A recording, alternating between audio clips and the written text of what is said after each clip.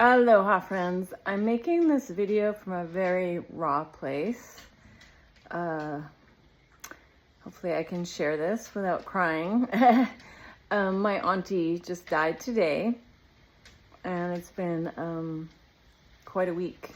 I've been through a lot of grief in my life. A lot of my dear friends have died young from cancer. My parents died within a 4-month time period, and I'm very familiar with grief. I led grief rituals with horses for a while, and I really promoted grief awareness for a long time. Not so much in the recent few years. I've been doing mermaid stuff, which is very joyful, but it's been very interesting in this last week, knowing she was gonna die. I found out on Tuesday, today's Friday, and it's been like being visited by an old friend again. Just this presence of grief that's come back into my life of like, wow, yes, I remember you, grief. You were very familiar because I was in your field for years. And it's been very interesting to notice how it's been hard for me to function, like basic things like I have to go to the bank, I have to go to Long's, I have to write it down to remember because my brain is foggy and I'm not thinking clearly. I'm supposed to go out tonight with some friends and I'm like, can I even go? So things become very simplified, and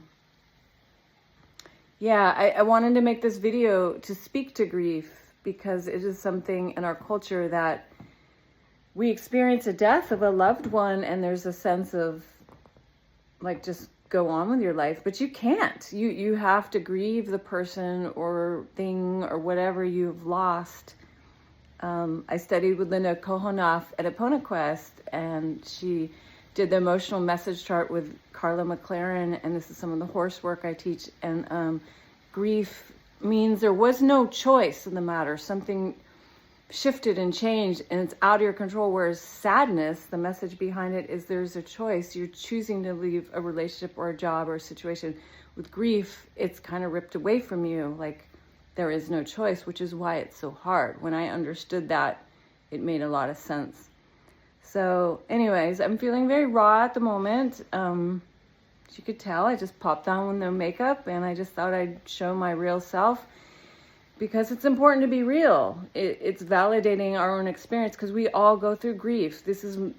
We cannot, I can't talk. We cannot escape death. All of us are gonna die. It's a part of life. And when my best friend died at the age of 46 from cancer, the first major death I experienced, I realized through being with her, through her dying process, is that to truly embrace life, you must accept death.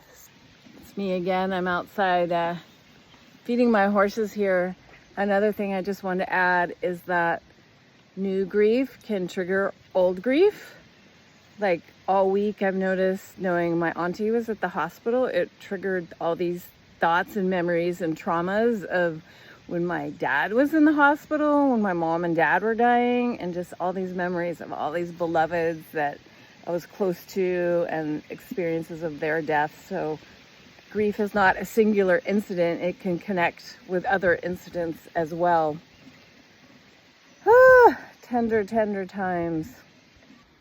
Anyways, thanks for listening. I'm sending lots of prayers to my auntie. She just died maybe 6-7 hours ago. And I'm holding you all in my heart too, because I know a lot of people are going through a rough time right now. So anyways, thanks for listening, and so much love and aloha to all of you. Bye.